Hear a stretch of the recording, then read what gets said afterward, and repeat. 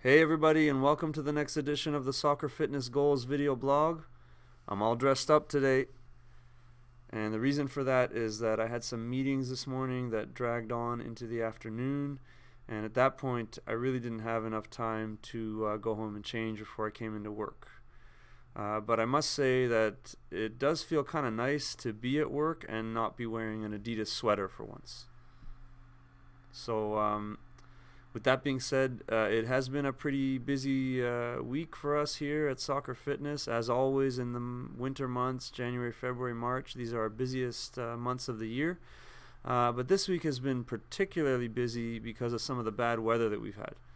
So, for example, on Tuesday this week, we had all afternoon and evening, we had freezing rain here in Toronto.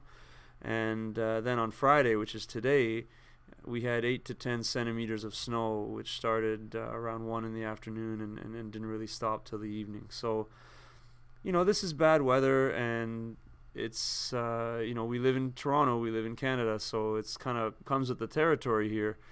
And it may be a bit of an inconvenience to people, but for us here at Soccer Fitness and in the Soccer Fitness Training Center, it becomes a bigger problem because of the number of athletes and parents that we work with who are always asking us why we don't close and why we don't cancel our training when the weather is bad like this.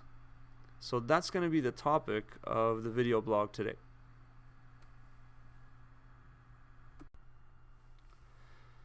So my inspiration for the blog this week and my inspiration to answer the question, which is why we don't close or cancel our training just because of bad weather, has actually come from football.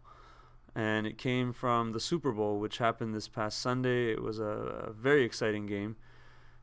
But specifically, it came from the coach of the winning team, which is Bill Belichick of the New England Patriots.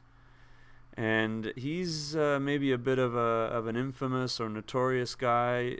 So he's infamous or famous for a lot of things. But one of the things that he's definitely famous and known for is his quotes, and specifically his motivational quotes. So I came across one that was posted on Facebook this past week, which I really liked, and I just thought it was perfect. It was so relevant to what I want to talk about today. So we're gonna put it up here above me on the screen. The quote says, "Do your job."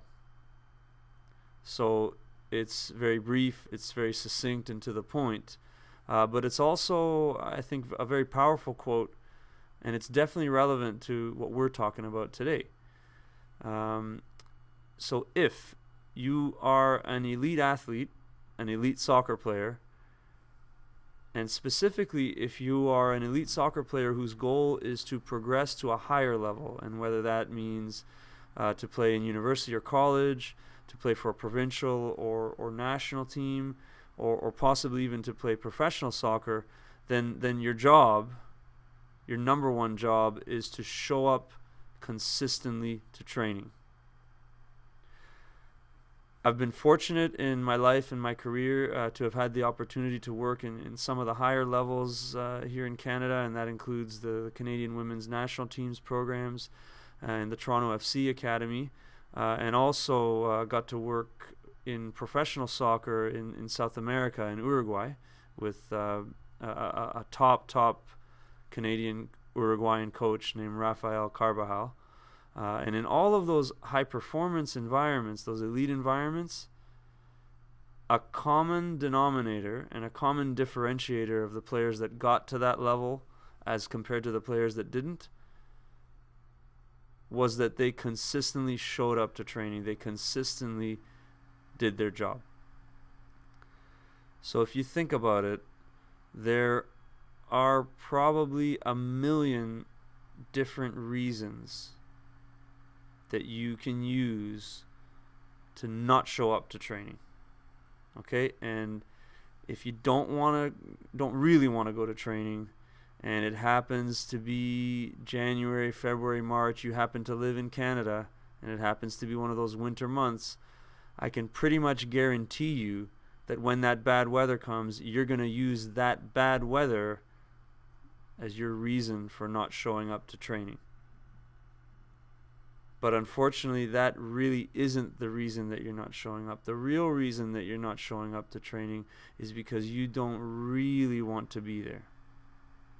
You're not that serious and that focused and that determined on becoming a better soccer player, becoming a better athlete.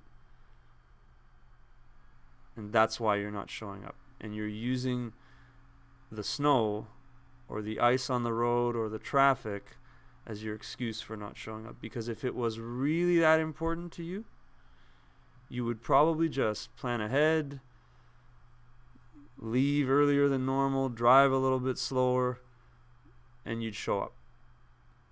So again, I really do like the quote. I think there's a powerful message behind it, and that would be the message that I would leave to anyone who's watching this. Players, parents, or coaches, that you need to do your job. You need to show up for training. Stop making excuses. Right now, it's January, February, March. It's the winter months of the year. Right now, you can easily use that bad weather as an excuse, or you can accept the fact that there's some bad weather, make arrangements, plan ahead, make sure that you show up to training and do your job. So that wraps up the Soccer Fitness Goals video blog for this week. Thank you for watching, and I hope you liked it.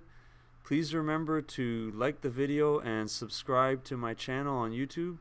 And until next time, keep reaching your soccer fitness goals.